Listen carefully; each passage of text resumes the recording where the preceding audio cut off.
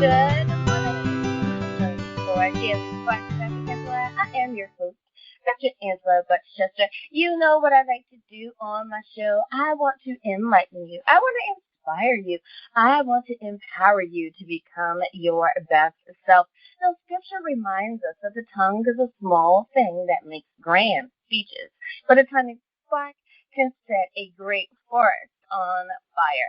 And today we want to get you fired up about the book, Digging Carrots. Its author is Vicki Correll, and we are so excited to have her on the show today. So you know what I'm going to tell you to do. Go on, get comfy, get cozy, get your coffee or get your tea, because we are about to get started. Thank you so much for joining me for Daily Spark with Dr. Angela today. You're welcome. So, thank you. We start talking about your book, if you could you introduce yourself to those people who are unfamiliar with you or with your work? So the question I usually ask is, what makes you you? Tell us about Vicki. What makes me, sorry? What'd you say? What makes me you? Oh my goodness. Well,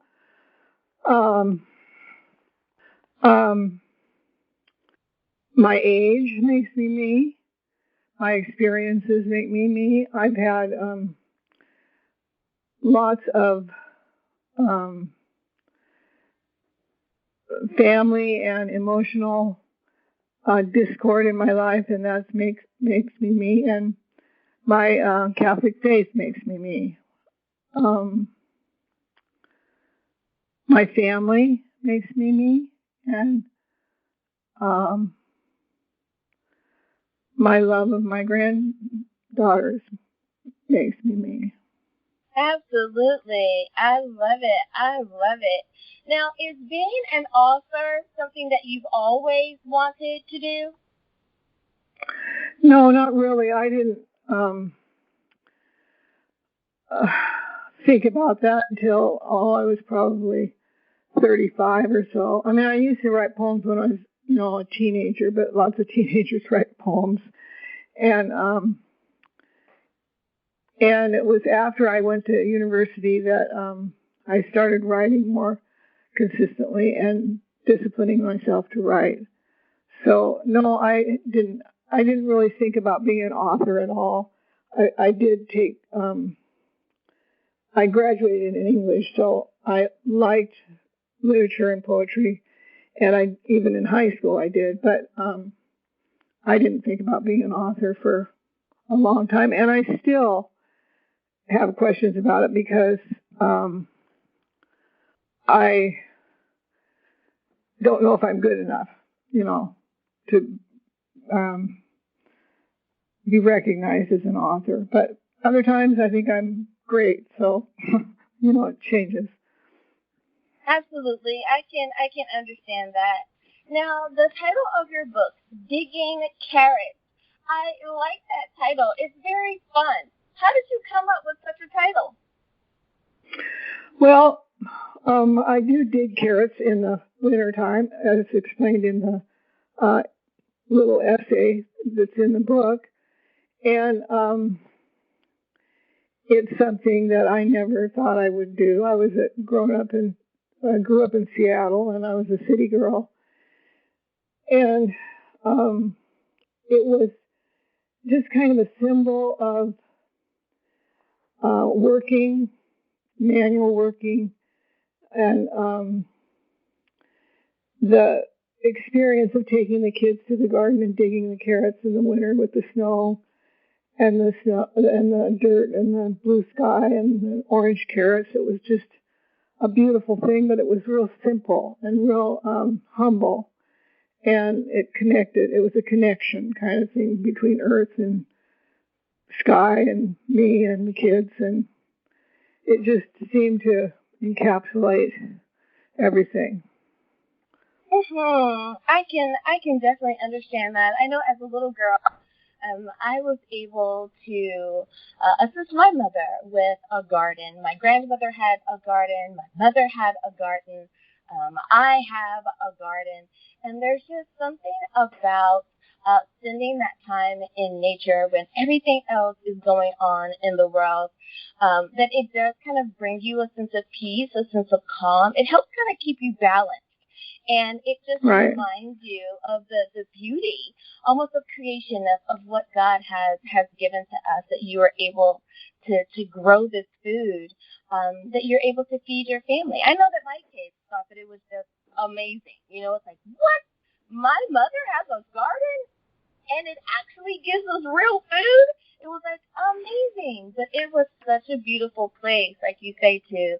Like in the morning, just to go out in the garden and have my coffee or have my tea and just relax and take all that nature in. I understand that 100%.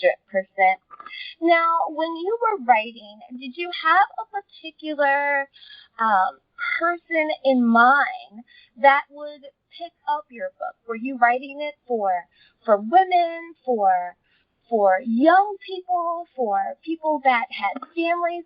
What was going on in your head as far as your ideal reader? Well, the book is a collection of pieces that I wrote over quite a few years. I would say altogether it would be maybe 20 years or so. So it's changed from time to time.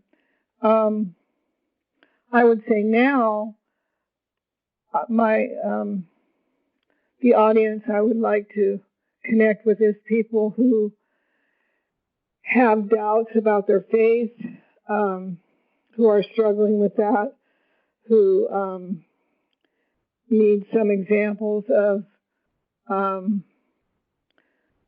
questioning and probing and reading and those kinds of things. So it would be people not necessarily real firm in their faith, but searching.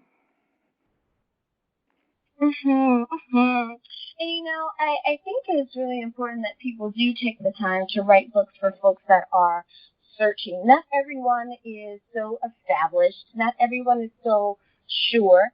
And to be honest, when you talk to someone that has a little bit of age on them, like I do, for example, you've had those moments where your faith has been tested and you had to decide, left or right, up or down, which way am I going to go? So I can definitely understand that. Now, you graduated from a university, and many times when people think of a college graduate, they think of a professional that goes off, works in an office, and does, that type of thing. You establish your own business, so on and so forth. However, you chose to become an author. Do you feel that your education helped you when it came to having the ambition to become a poet? Do you think that played anything into your success? Well, I don't think that I was listening well enough. And I don't think it was the school's fault. I had good teachers and, I could have learned more, let's put it that way. I think I was more tuned to boys and what's happening and living that life of, kind of college life. And I feel like I don't know as much as I'd like to know just about the techniques and mechanics of writing.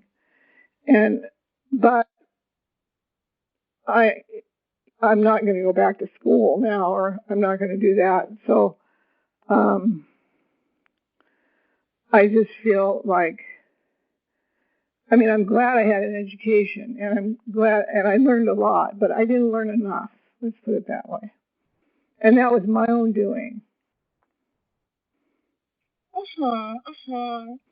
Now, when you were writing, do you feel that your message that you were trying to get out, would you say that it was more of the same? Would you say that it was different, that you took a different perspective? How would you describe your work? Well, when the first writing class I took at university was, I think it was a 300 level class, and it was just kind of spewing, and trying to bring together the confusion and complications of being a young person at that time. And it was during the Vietnam War, and the whole hippie thing was happening. And so there was lots of confusion around that, and trying to be part of that. And at the same time being brought up as Baptist from the 8th grade to senior, there was a continual conflict, kind of, that I wasn't really aware of, but I was trying to understand it through this writing when I first started. But now, it's way different, because I know what I know now, and I can make it more crisp and clear, I think, than I could back then. And then in between those two extremes was just kind of the journey. Does that make sense? It does. It really does. And it's so interesting that you say that, because we never truly know exactly what our journey, our life path is going to be. We have a pretty good idea, right? I think most of us know about 80% of perhaps what's going to happen, because we're trying to plot it and plan it and make sure it goes according to that plan. But boy, that 20% sometimes can really get us going one way or the other, and we do have to really be mindful and aware of which way we are going. I love that reminder. Thank you. Now, Vicki, it is just about time for us to go to break, but before we do, can you remind everyone, please, what is the title of your book? Where can we get a copy, and how do we stay in contact with you? It's Digging Carrots, and it's available at Barnes & Noble and Amazon. And my email is correllsvine@gmail.com. Alrighty, listeners, now you know where you can get a copy of the book. We'll be back right after this.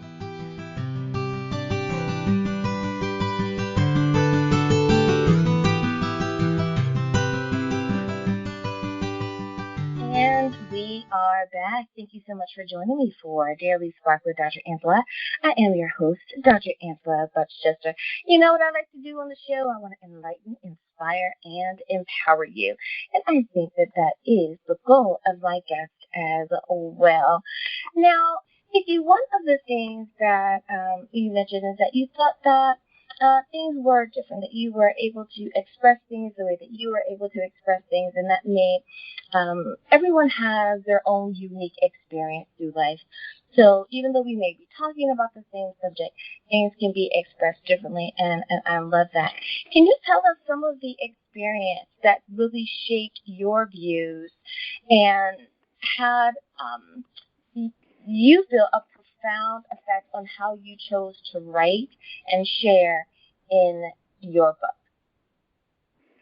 Well, a lot of them are negative. I'll just start with a list here I have of being left as an infant, losing my adopted daddy in a car accident, recovering for years from that accident myself, not knowing where I belonged and not knowing I didn't know where I belonged, sex, drugs, and rock and roll, divorce, single mother on welfare, empathy for failed lives, being betrayed by an adult in my life, being sexually manipulated when very young, being betrayed by the naive mantras of the 60s, by the environmental movement, politicizing it. And then a big one is the conversion to Catholicism. So that was about 35 years ago. So since then, I've had a whole different worldview. It sounds like each one of those things could be a book unto itself. You definitely have lived a life that is full of various experiences. So absolutely, I can see how that had an effect on you. Do you think that for many people who were of some maturity in the 60s, who like really remember the 60s, that means that you were born in the 60s, but you were at least a teenager or a young person in the 60s, do you think that there's a huge difference between how you felt as a young person and the environment, and how the young people now feel about saving our environment? Do you think there's a huge difference, or do you think it's you're going almost along the same path? Well, I'm not really sure about that. We were very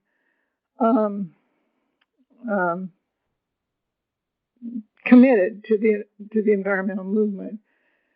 But then when we moved down to Oregon, we worked. My goal in life wasn't so much as to be a writer as to have a home because of those things that had happened to me. So my passion was to have our place and work on our place. And in doing that and learning how hard it is to work the ground or be a farmer, my views changed because I saw environmentalists doing things like building great big fancy log homes, and knowing that wasn't the most environmentally responsible thing to do. I mean, that's just one example. And there was a lot of politicizing going on because this is a timber area. And so that just felt like a betrayal. You know, it was like they were selling out to, yeah. But I mean, I have a nice big home. It's not log, but it's stick built. But that's just an example of betrayal by some friends and some family situations, and just kind of, finding yourself in all of that. Absolutely. Did I answer the question? Yeah, you did. And I think that most people can agree that in your 20s you are figuring out, who you are and who you want to be. Considering that now you're out of your parents' home and you're figuring out what type of adult, what type of future person do you want to be. And sometimes you get it right, sometimes you don't. So I can definitely understand that. Now, when it comes to your writing style, how did you determine the type of style in which you wanted to express yourself? Were you aware of it, or do you think that it kind of just happened? It's just kind of what I did. I would just write what I was thinking. I worked over my pieces a lot after they were done, after I'd written them. I reworked them a lot, but I just wrote it just came out of me. So, and I incorporated my values into them, of course. Like I would say, probably one of the most important things that I try to say is that we take things for granted. We take life for granted. We don't realize that life is a miracle. I mean, planting one seed and having it grow from a little bit of water is a miracle. And I think that's one of the main things that I try and get across, especially now, because it gets more and more clear all the time about how we take those things for granted, and we aren't grateful and amazed by those things on a daily basis. And I think that's really important to do. So I try and write about it. Absolutely, yeah. And I like how you said on a daily basis. I have to say yes, that definitely is important. Now, you spoke about betrayal, and there are so many words along that line that people can use about something that has gone on in their lives as well, in the lives of your readers. Do you think that even though that's such a serious topic, such a heavy topic, do you think that more people need to address that betrayals happen, and that you can get over them, that you can move past them? That it may take a while to forget about it, but you are able to work through it. Absolutely. I think that when we push those feelings down of betrayal, I mean, they're so important. The betrayal part is so important. We were believing in something, and then we find out that it's not true, and it just hurts so much that if you don't acknowledge it, you act it out in other ways in your life. Um, you're not as good a mother as you might be, or you're not as good a wife as you might be, or you're not whatever it is. You don't, it's like your secret. And everybody has secrets, and they don't want to tell anybody about their secrets. And they don't even know what they are to themselves sometimes. And it just colors your whole life. And it's real important to just accept that that happened and exactly what did happen. Sometimes kids don't know what happened. I mean, I found out what happened to me through hypnosis. So, if you're troubled, you need to figure it out. And that's what oftentimes takes a long time to do. Yes, yes. It is a kind of a slow and steady type of progression. Now, I don't want you to necessarily divulge what exactly happened in your therapy session with the hypnosis, but I do want to ask you about deciding to use hypnosis as a therapy. Some people are frightened of it. Some people aren't sure if it works or if it's possible, like if it's real. How was your experience with it? And why do you believe that it helped you come to the conclusions that you did? Well, ironically, the therapist I had, I didn't go to her very many times, maybe 3 or 4 times, and she would answer the phone during the session from other people, which was really annoying. I thought that was really rude. So I didn't particularly like her because of that. But in 2 sessions, it just came to me what happened. I just remembered. She took me down a path that got me close to what happened, and I remembered. So, and it still was, it wasn't crystal clear, but it was real. And then something else had happened with the particular person that molested me later in life, before the hypnosis, and I remembered that, and it confirmed that, is this really real, or am I just making this up? So, it wasn't like you go, it's not like you are unconscious. It's just that you are allowed to go down the path you need to go to find out what happened. That was my experience anyway. And thank you. So yeah, I would for sharing that. And I hate to throw people under the bus. I would never do that. However, I would say that that's not a usual practice of answering your phone when you're in the middle of a session with someone. I know all of my other counselors are out there shaking their heads when you said that. They were like, "She did what? That's what voicemail is for." I was shaking my head too. It was, that was like, no, you don't do that. Yeah, but yeah. it happened several times. That is a little odd. Yeah, that is a little odd. So, prayerfully. And it was even odder because what she did helped me. You know. I mean, you'd think she was totally incompetent by doing that, but she helped me. So there you go. I tell you, it is. I'm glad that she was able to assist you. But any new counselors, new therapists out there, don't answer your phone. That's what voicemail is for. Put your phone on vibrate. You shouldn't even ring.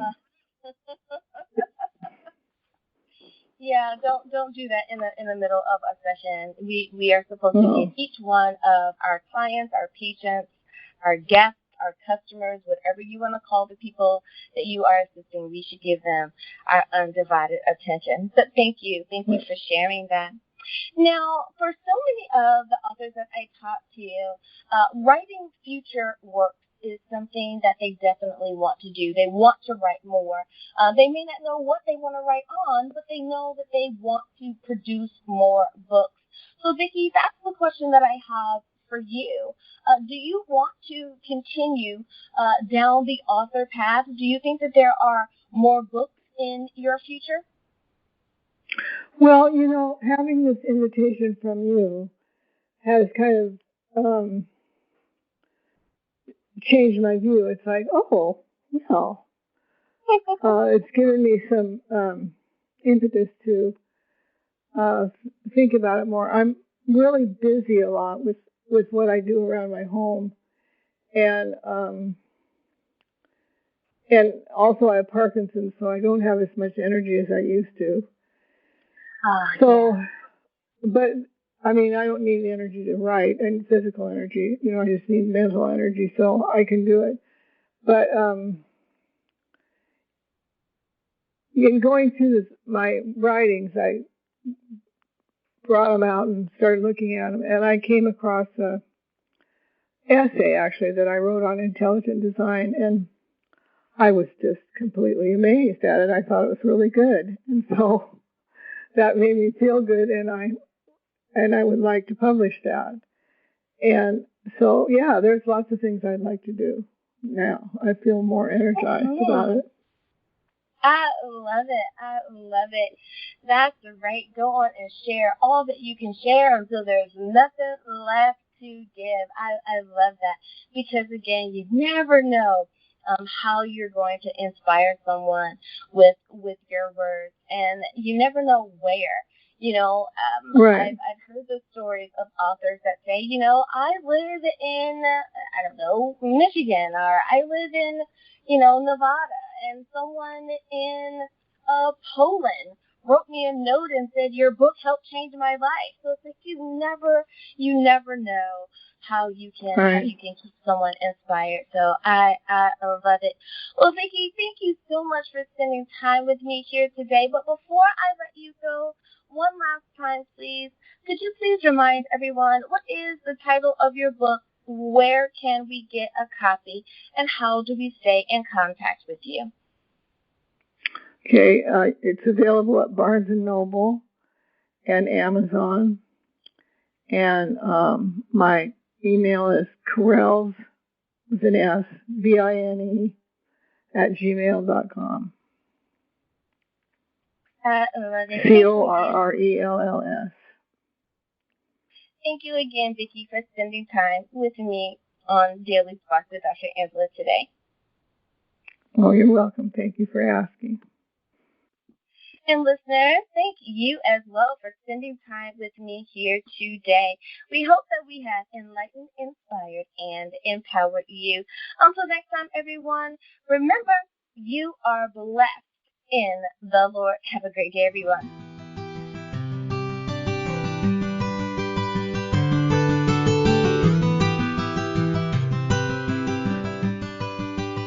Good Good morning, and thank you so much for joining me for our Daily Spark with Dr. Angela.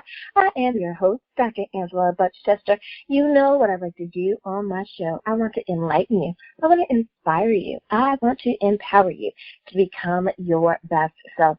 So Scripture reminds us that the tongue is a small thing that makes grand speeches, but a tiny spark can set a great forest on fire. And today we want to get you fired up about the book 1111, Awakening Code. Its author, Starlight. So go on, get comfy, get cozy, get your coffee, or get your tea, because we are about to get started. Good morning, Starlight. Thank you so much for being on with us today. Thank you. I am really excited to talk to you about your book, but as we do in Daily Spark fashion here, we do have a little bit of an introductory time because there may be a few people out there that are unfamiliar with you or with your work. So I'm going to ask you, what makes you, you? What makes me me? Well, I'm a licensed massage therapist and energy worker, and I use Reiki and reflexology to help with the healing process. And I have a background in the medical field and an associate of applied science. And I've meditated for like 20 years and I believe that meditation has enhanced my healing abilities. And I also believe that meditation has been instrumental in helping me to unravel the awakening code. Now, being an author, is that something that you always wanted to do, or did you find that that was just the next thing along your life path? I never thought about being a writer, but after my son died on 11/11, I found myself and several members of my family that were close to my son. We began seeing 11/11 on the clock or any place where numbers were involved throughout the day. And my son crossed over and has I've had many paranormal not in apparitions, but many ways he's crossed over to me. And I wanted to find out. It just was so intriguing to me that I began searching for answers. And it led me on the path to find out what the 11/11 phenomena is about. And there are, I'm sorry? Go ahead. Well, and then I found out that we're not the only ones, that many people across the whole world are experiencing this phenomena. So that's how that began. So your book, 1111, Awakening Code, how did you determine that that was going to be the full title of your book? Well, just on the face of it, the fact that my son died on 11/11, and it led to the answers that I was seeking with regard to the phenomena. Now, for so many people, there is one particular thing that has prompted them to write. For others, it's cumulative things that prompt them to actually sit down and write. Would you say that it was the incident that happened with your son that prompted you to sit down and write this book, or were there other things that helped contribute to your desire to say, now is the time for this book? Well, it was the fact that he died on 11/11 and that we all began experiencing the phenomena. And then I found out, like I said, that people all over the world were curious as to what's going on. Why are people seeing these 11/11s? So that's what prompted me to write the book and seek answers. And I think it's to impress upon us the importance of synchronicity. Carl Jung said that there is a connection between synchronicities and spirituality. And I also read a book years ago to support my theory called the Celestine Prophecies. It's a manuscript found by the Incas that was left by the Mayan Indians. And the first insight says that there's a spiritual awakening that is occurring in human culture, an awakening brought about by a critical mass of individuals who experience their lives as a spiritual unfolding, a journey in which we are led forward by mysterious coincidences. I think that we are now experiencing that insight. Now, for those who are familiar, and you could quite easily Google this. 1111 speaks to different cultures and different peoples in different ways. Some believe that it is the angels are speaking to you, like saying that they are with you, that they hear your prayers. Others believe that it is, like she mentioned, that it is a synchronicity, that it is about this perfect timing and how things are aligning the way in which they need to align. Others just believe that it is confirmation of those good things, that it is an auspicious day for you. For those who say, good luck, that this is a beautiful thing. Personally, I know that I always notice when it is 11:11 on the clock. I look at that just as a confirmation of those things are moving in the way that they are supposed to be moving for me. So before we really get heavy into the conversation, I just want everyone to don't think of this as something that's, bad or something that's sinister in any way, but that this is a way that many cultures believe that God talks to us, and is a beautiful way that He speaks to us for those that are aware of numbers. God speaks to us in different ways, and for some, He simply uses numbers that are around us. Now, the next question that I have for you, Starlight, is you mentioned the Mayans. Why do you say that the Mayans were ushering us into the age of Aquarius? Well, 5 synchronicities took place on 12/21/2012, the day the Mayan calendar ended. The age of Aquarius began, and there was a galactic alignment, and the winter solstice began at exactly 11:11 a.m. Greenwich Mean Time, and the age of Pisces ended, and there was a galactic alignment, and the Mayan calendar ended. And that's why I believe that they were ushering us in. Plus, I talk about in my book how I think everyone is being called to pay attention to the idea that 111 or is another set of numbers that many people synchronistically see, and they're significant in that they are symbolic of free will. In other words, if one makes the decision to live out of love instead of fear, then that decision will complete the structure of the 11. And there happens to be a formula, a little mathematic formula that applies to everyone in the world that I have been able to come across. And it's the fact that everyone in 2012 or 2011, before the Mayan calendar ended, everybody could take the last 2 digits of their birthday, like mine's 1950, so I take 50, the last 2 digits, and add it to the age I was then in 2011, and for everybody it comes out 111, and that's the signal to complete the other 1, which would be an 11, for everyone to pay attention to that, because that's free will, and once we make the choice to live out of love instead of fear, which we've been conditioned to do, then it's just symbolic of that choice.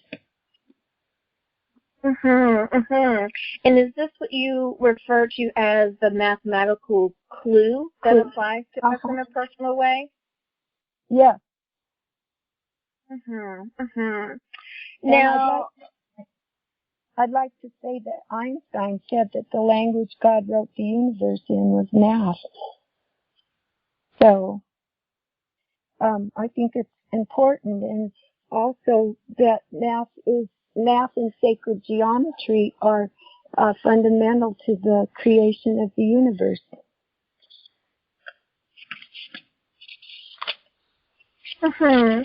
Now, could you kind of mentioned it before, but I want to make sure that everyone understands. Can you tell us again why you think the 111 is relevant to the 1111 phenomena? Well, that's the 111 is, if you add another one, you get a complete, to me, the 1111 is, when I studied it, I read a book that talked about within one of the Mayan temples, there's two pillars resembling 11, two pillars, and around one pillar, they're pathways. Each 11 to me is a pathway. So 11, once around in the Mayan temple, around one of the 11s is death, destruction, skull and bones, and all the things that go along with a society and dystopia. Around the other 11, which is a pathway, is a paradise, symbols of a society living a paradise with abundance, etc. So each of those 11s is a pathway. One based on love, one based on fear. And when one makes the choice, when the veils are removed, like they're being removed, because people are seeing the 11s all the time, when the veils are removed, we have to make a choice to live out of love or to live out of fear, which we've been conditioned to do. I love it. Well, Starlight, it is time for us to go to a break, but before we do, can you remind everyone, please, what is the title of your book, where can we get a copy, and how do we stay in contact with you? Okay, my book is called 1111, The Awakening Code, and Starlight is my pen name, and if you use that pen name, it'll take you directly to the book. And my website is 1111lifeafterseth.net. We'll be back right after this.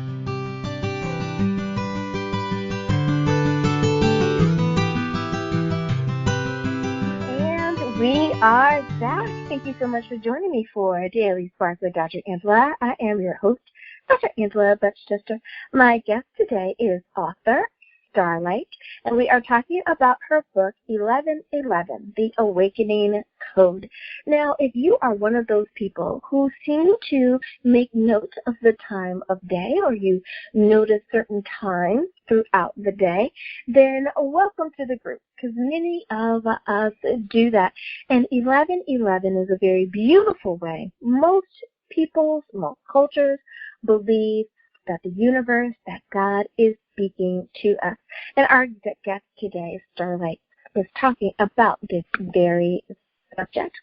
Now, Starlight, my next question for you is, what does the awakening code have to do with the 1111 phenomena? Well, to wake up is to realize that our perception has been shaped by the information that we've been conditioned to believe. And the information that we have received has been controlled by the media, schooling, etc. Like the song says, when they own the information, they can bend it all they want. That song, and I mentioned several songs in my book of the counterculture era, which would be the 60s, 70s, that many songs were very spiritual, and the song recently we're waiting on the world to change. I don't think we can wait. I think we have to be more proactive. We can't give our power away. By that I mean we can't keep getting on our knees and praying for the world to change and shoo the children with no shoes on their feet or house the people living in the street. To me, there's nothing I can tell God that he doesn't already know.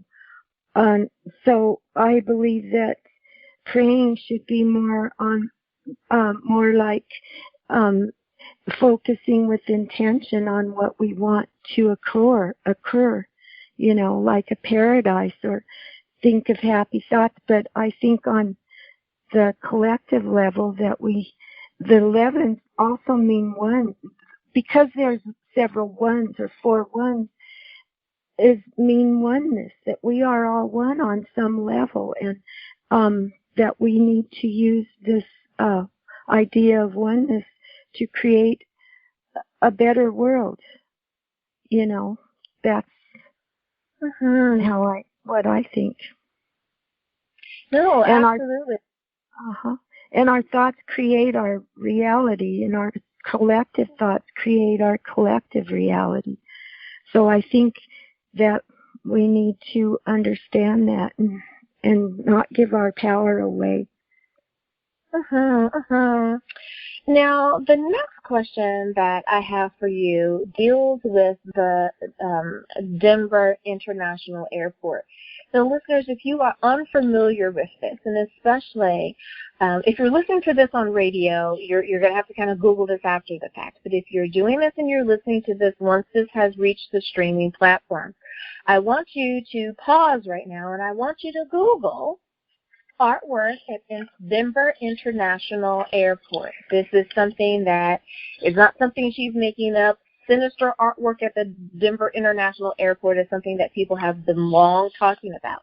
If you're unfamiliar with what this image is, then now is the time for you to Google it so that you can see exactly what she's about to talk about next.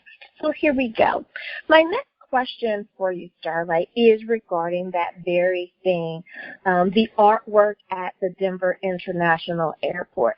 Many have said that it is sinister, that it is alien-like, that it is New Age, it is New World Order, that it is out of line. What do you think is going on there, and why do you address it?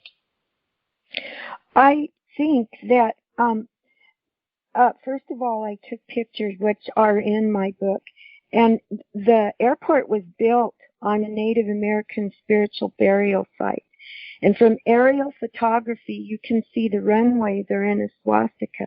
Now, if you Google it, you'll see there's grass on a couple of them, but it is there. Then there is the artwork. The first thing you see is a huge statue of a stallion that has been called Lucifer. It's got red eyes that are on all the time, and it really is eerie, especially at night. And it fell on the person building it, and his son had to finish it. It killed the man building it. Then you have the structures that resemble teepees as you drive up to the airport. Then there are the huge murals.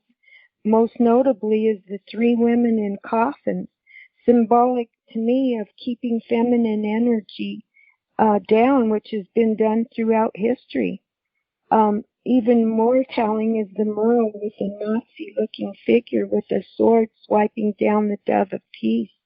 And there is the capstone that reads New World Airport Commission. There's meaning that I feel I've unraveled in the artwork. Keeping down feminine energy has allowed for the world to spiral downward without the balance of feminine energy. And the Native American symbology would be the conquering of Native Americans who were the keepers of the earth, and allowing for the disrespect of the earth and removing us from all that is natural, including natural medicine and healing. And, so that's how I feel about it all. The pictures are pretty ominous. So And it seems that ever since conquering the Native Americans, the earth, the air, the water, and the food have all been compromised for the root of all evil. And we know what that is, the love of money. Boy, you have said a mouthful there, and you are not the first person who has mentioned this artwork and why the artwork continues to be one of the first things that you see in the airport. Like, why would they want to convey this particular message at this particular airport? And it is something that truly keeps people questioning. But you know, the one of the most important parts of what you just said is dealing with the feminine essence of who we are, dealing with the feminine energy. And I don't think that as Westerners we understand the importance of keeping the balance of the energy, be it that you call it the yin and the yang or the sun and the moon. You know, it doesn't matter what you call it, right? If it's hot or cold, that in that balance you must have both things in order for there to be balance. It can't be all sunlight, it can't be all rain. It has to be that beautiful juxtaposition of both the sun and the rain in order for things to grow. And when that balance is not achieved, when it isn't there, then the world, the issue, the team, the organization, whatever it is, does get out of whack. You are so right there. I have to agree with you with that. And it seems like it is across all cultures. So it's not just one country, it's not just one color or ethnicity, that it is all people. And you are right about that. Now, someone may be saying, well, you know, I'm liking what I'm hearing. I want to get a copy of the book, but how come she wrote it under a pen name? Different people have different reasons. I've had an author that came on and said, listen, in the workaday world, I'm a doctor, and I don't want to be a doctor when I write the book. I just want to be me. So I chose a different name. Others have said that they use a pen name to protect the people that they're writing about in the book. So they change the people's names. They still want to respect them and give them that privacy. Why did you choose to use the name Starlight as your name to author this book? Well, first of all, I'd like to say that I'm kind of a leftover hippie from the 60s. And I use the pen name because we are all starlight. Carl Sagan said we are all made of star stuff, and it's the words I took from another hippie era song called Woodstock. The words, we are stardust, we are golden, we are 10 billion-year-old carbon, and we've got to get ourselves back to the garden. And that's why I chose it, because we're all starlight. We're all, that's how I feel about it. And there are so many songs from the 60s that were so spiritual, and Woodstock is an example of how people were 500,000 people and not one incident of violence. It was just a good time, and hippies kind of got a bad rap that I don't think they deserve. And so I mentioned several songs in my book, which and their words, which one would have to agree are quite spiritual. And you are so right about that. That there are a lot of cultures who believe that we are part of stardust, that we are all part of this universe. And it doesn't matter how you believe it to be true, be it that God breathed life into each and every one of us. If you believe Big Bang Theory, creationism, or evolution, I believe that there is that bit of fact that is true, and that is that we are all the same, that we have that interconnectedness, that our bodies are all the same. Someone, once said, when you peel back my ethnicity, when you peel back, this layer of skin I have, we all have lungs, we all have a heart, we all want the same things, because we are all really and truly of the same people. And if we just think of ourselves as human beings, as opposed to all of the other ways that we have categorized ourselves, then that gives us permission to love each other better. That gives us permission to be okay with the person next to us. And I thought that was pretty much like what you're saying, that was a very beautiful way of saying, let's get over those things that divide us and try to figure out those things that bind us, that bond us together instead. Now, what do you hope to accomplish with writing your book? So many people are hoping to, as I say in the beginning, to enlighten, inspire, and empower. What is your goal, your mission with sharing all that you've shared with your book? Well, I hope to unite the people to use the 1111 as a tool to organize everyone to pray at the same time.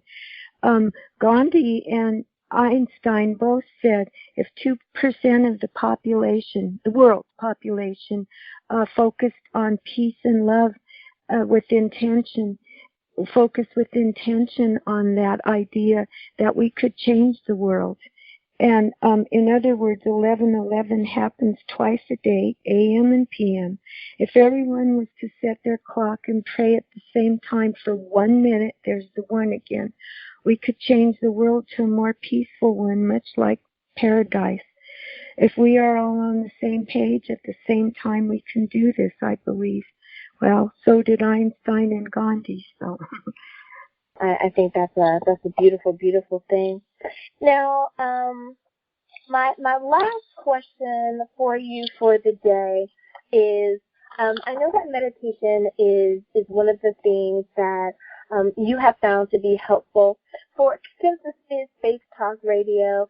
I know that faith has a big part in the lives of the majority of the people that are here on the show.